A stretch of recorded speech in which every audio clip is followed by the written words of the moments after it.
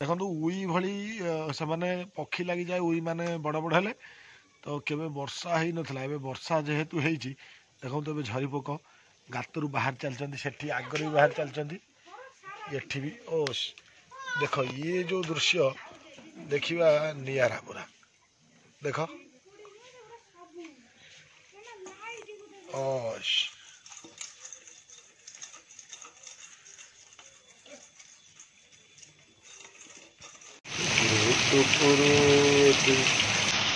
ପାଣି ପଡ଼ିଲା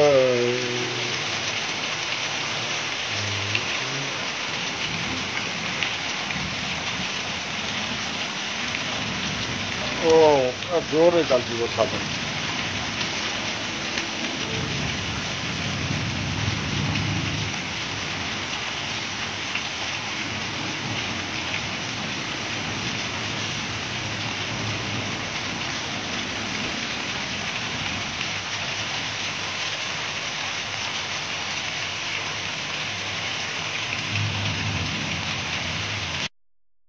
ସାଙ୍ଗମାନେ ଦେଖୁଥିବେ ଇଏ କି ସୁନ୍ଦର ଦୃଶ୍ୟ ଦେଖାଉଛି ଏକ ନିଆରା ଦୃଶ୍ୟ ଟାଇପ୍ର କାହିଁକିନା ଦେଖନ୍ତୁ ଏ ଯେଉଁ ଗଛ ପତ୍ର ଗୁଡ଼ା ଆଜି ଯେଉଁ ଗରମ ହେବା କଥା ହେଇନି ଯେମିତି ରଜ ପାଗ କରିଛି କାହିଁକି କହିଲେ କାହିଁକିନା କାଲି ରାତିରେ ରାତି ପାଖାପାଖି 9ଟା ସମୟରେ ଘଡ଼ଘଡ଼ି ସହ ପ୍ରବଳ ବର୍ଷା କୁଆପଥର ମଧ୍ୟ ଛୋଟ ଛୋଟ ସାଇଜ୍ର ପଡ଼ିଥିଲା ଯେଉଁଥିପାଇଁ କି ଯାଅ ଏମିତିକି ଜମି ବାଡ଼ିରେ କେଉଁଠି ମତଲବ ବିଲରେ ଘାସ ବି ଟିକେ ଦେଖିବାକୁ ମିଳୁନଥିଲା ଏମିତି ଗାଈ ଗୋରୁ ଛେଳି ମେଣ୍ଢା ସେମାନେ ଘାସ ଖାଇବାକୁ ପାଉନଥିଲେ କିନ୍ତୁ ଯାହା ପ୍ରବଳ ବର୍ଷା ହେତୁ ଏ ଯେଉଁ ରାସ୍ତା କଡ଼ରେ ମୁଁ ଠିଆ ହେଇଛି ଏ ଯେଉଁ ଗଛ ଗୁଡ଼ା ଦେଖୁଥିବେ ବହୁତ ସୁନ୍ଦର ଦେଖାଯାଉଛି କାହିଁକିନା କାଲିର ଯେଉଁ ବର୍ଷାଟି ବହୁ ମାତ୍ରାରେ ଗଛ ବୃଛରେ ପାଣି ହେଇଯାଇଛି ଗଛ ବୃଛ ସଫିସିଏଣ୍ଟ ପାଣି ପାଇଛନ୍ତି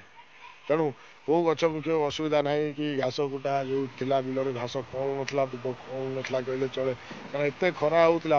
ବର୍ଷା ହେଇନଥିଲା ଷ୍ଟାର୍ଟିଂରୁ ବର୍ଷା ସେଇଦିନରେ ଯାହା ବର୍ଷା ହେଇଥିଲା ଆଉ ତାପରେ ହେଇନଥିଲା କିନ୍ତୁ ଯାହା ହଉ କାଲି ରାତିରେ ଯେଉଁ ବର୍ଷା ବହୁତ ଦିଗରେ ସାହାଯ୍ୟ କରିନେଇଛି ଏବଂ ପାଗଟି ପୁରା ବାନ୍ଦା ହେଇଛି କ'ଣ ସେ ନେଇଯାଉଛି କ'ଣ ଧାନ ବିରି ଧାନ କୁହ ଅନ୍ୟ ରାସ୍ତାରେ ଖାଇଗଲା ଇଏ କ'ଣ କ'ଣ ଧାନ ଉଷୁନା କ'ଣ କୁଟିବାକୁ କାହିଁକି କ'ଣ ଚାଉଳ ସରିବ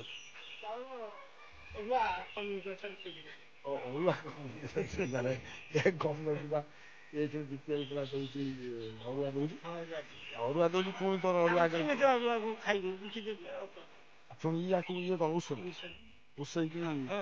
ଓହୋ ଲୋକମାନେ ବୁଦ୍ଧି ଶିଖି ଯାଇଛନ୍ତି କ'ଣ କହିଲେ ଗଭର୍ଣ୍ଣମେଣ୍ଟ ଆଗରୁ ଉଷୁନା ଚାଉଳ ଦଉଥିଲା ଯେଉଁ ଟଙ୍କିକିଆ ଚାଉଳ ଏବେ କ'ଣ କରିଦେଲା ନା ଏବେ ଅରୁଆ ଦେଇଦେଲା ଯଦି ଅରୁଆ ଦେଇଦେଲା ଲୋକ ଏବେ ଧାନକୁ ନ ଉଷେଇଲେ ଚାଉଳ ନ କୁଟିଲେ ଆଉ ବାଟ ନାହିଁ ତେଣୁ ଉଷେଇ ଶୁଖାଇ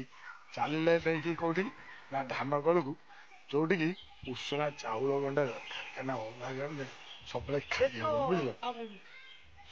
ପେଟଟା କାମୁଡ଼ି ଧରିବ ଅରୁଆ ସବୁବେଳେ ଖାଇଲେ ଏବେ ଅଭ୍ୟାସ ନାହିଁ ଭଲ ଲାଗେ ଉଷୁନା ପାଇଁ ଚାଲେ ହଉ ହଉ ପରିଶ୍ରମ କାହିଁ କରୁଛୁ କହନି ଭାଇ ମୋର କାହିଁ ପେଟ ପୋଷିବୁ ତୋର ଅଭାବ କ'ଣ ତୁ ପେଟ ପୋଷିବୁ ମାନେ ଗୁଣ୍ଡି କାଢ଼ିଲୁ ଗୁଣ୍ଡି ଟିକେ ଖାଇବ ନହେଲେ ଭାଇ ଭଲ ଲାଗିବ ନାଇଁ ଗୁଣ୍ଡି ଖାଇଲେ କ'ଣ ଦେହରେ ବଳ ଆସିବ ନା କ'ଣ ନିଶା ଆଚ୍ଛା ଗୁଣ୍ଡିଟା ଗୋଟେ ନିଶା ହଉ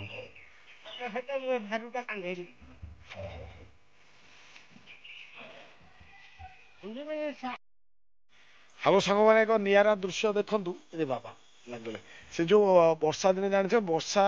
ଜୋର ହେଲେ ଯେତେବେଳେ ଝରି ଲାଗେ ଝରି ପୋକ ଗାଁ ଦାଣ୍ଡରେ ଘର ଚାରିଆଡ଼େ ବୁଲନ୍ତି କ'ଣ ସେମାନେ ଉଇ ଭଳି ପୋକ ତାଙ୍କର ପକ୍ଷୀ ଲାଗିଯାଏ ଏକ ପ୍ରକାର ଉଇ କହିଲେ ସେମାନଙ୍କୁ ଅତ୍ୟୁକ୍ତି ହେବ ନାହିଁ ସେମାନଙ୍କର ଯେତେବେଳେ ଅଧିକା ଦିନ ହେଇଯାଇଥାଏ ପକ୍ଷୀ ଲାଗିଯାଇଥାଏ ସେମାନେ ଅପେକ୍ଷା କରିଥାନ୍ତି ମାଟିର ଆର୍ଦ୍ରତାକୁ ଯେତେବେଳେ ବର୍ଷା ହେଇଯାଏ ଯେତେବେଳେ ଉପର ମାଟି ଥଣ୍ଡା ହେଇଯାଏ ପ୍ରଥମ ବର୍ଷାରେ ଝରି ପୋକ ମାନେ ଉଡ଼ି ଲାଗିଥାନ୍ତି ଉପରକୁ ଆମେ ସେତେବେଳେ ଅନ୍ଧବିଶ୍ୱାସ ଭାବରେ ଆମେ କ'ଣ କହିଥାଉ ନା ଝଡ଼ି ପ୍ରବଳ ଲାଗିବ ବର୍ଷା ପ୍ରବଳ ହବ କାହିଁକିନା ଝଡ଼ି ପୋକ ଉଡ଼ିବା ଆରମ୍ଭ ହେଇଗଲାଣି ଦେଖନ୍ତୁ ଏ ମୋ ପଛପଟରେ କିଛି ଦୃଶ୍ୟ କାରଣ ସନ୍ଧ୍ୟା ହେଇ ଆସିଲାଣି ଗୋଟେ ପାଠ ତେଣୁ ଝରି ପୋକ ଉଡ଼ି ଚାଲିଛନ୍ତି ମୁଁ ଦେଖେଇବି କଥା କମ୍ ଦେବି ପାଟିରେ ବି ପଶି ଯାଉଛନ୍ତି ବୁଝିଲେ ଦେଖନ୍ତୁ ଝରି ପୋକ ଗୁଡ଼ା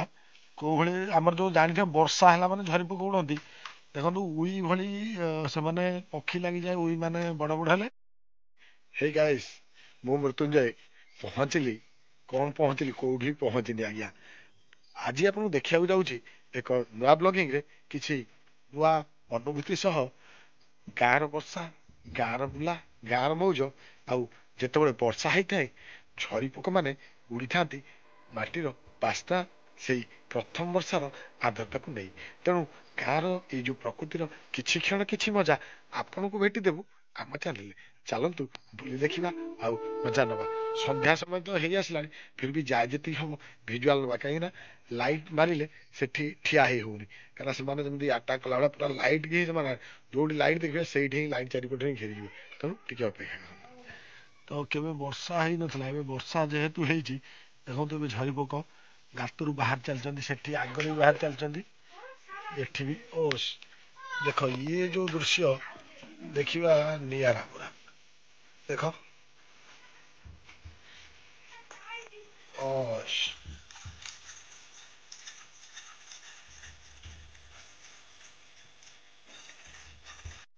ଲାଗି ଚାଲିଛି, ଦେଖ ଦେଖ ଦେଖ ଦେଖ ହେଁ ଦେଖ ଏଣ୍ଡୁ ଏଣ୍ଡୁ ଦେଖ ବଢିଆ ମଜାର ଖାଇବ ଝରି ପୋକର। ଏ ପାଟିରେ କେତେ ପୁରେଇଛି ଝରି ପୋକ ସେ। ର ବାବୁ ଟିକେ ର ଭିଡିଓ କରେ ଏଇଟା, ଲୋକମାନେ ଦେଖିବେ ନା। ଜୋର ଖାଉଛି ନା ତା ପାଟି ତ ଫୁଲ ଅଛି ଫିର ବି ଖାଇଲା, ହେଇ ଖାଇ ଚାଲିଲା ପୁରା ଫୁଲ ବା ପକ୍ଷୀ ବାହାରିଛି। ତାକୁ ଭଲ ଲାଗୁଛି ଖାଇବା ପାଇଁ, ଭଲ ଲାଗୁଛି ମାଂସ ଭଳିଆ। ସେମାନେ ଏଣ୍ଡୁ ପାଇଁ ମାନେ ସରୀସୃପ ଜାତି ନା, ଏମାନେ ସବୁ ଏଇ ପକ୍ଷୀ ଛୋଟ ଛୋଟ କୀଟ ପତଙ୍ଗ ଏଇମାନଙ୍କୁ ସବୁ ଖାଆନ୍ତି।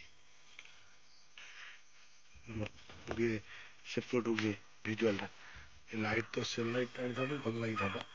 ସେ ଲାଇଟ୍ ଦେଖାଉନି କାହିଁକି ଆଣିଛୁ।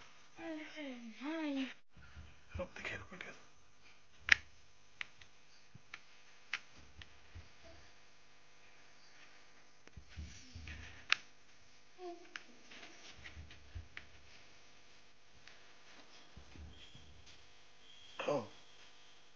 ଖାଇବା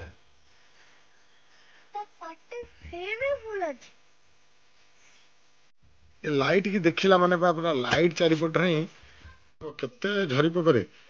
ଚିକୁ ବଲିସା ଦେଖିଲା ସେ ଲାଇଟ୍ ପାଖରେ କଣ ହଉଛନ୍ତି। ଏ ପା ଏଇଭଳି ମାନେ ଖେଳି ବୁଲିବେ ଆଉ ଲାଇଟ୍ ପାଖରେ ହିଁ ସେମାନେ ପଡିକି ଏଇଭଳିଆ ମରିଯିବେ ଛୋଟ ଛୋଟ ହେଇକି। ଦେଖିଲ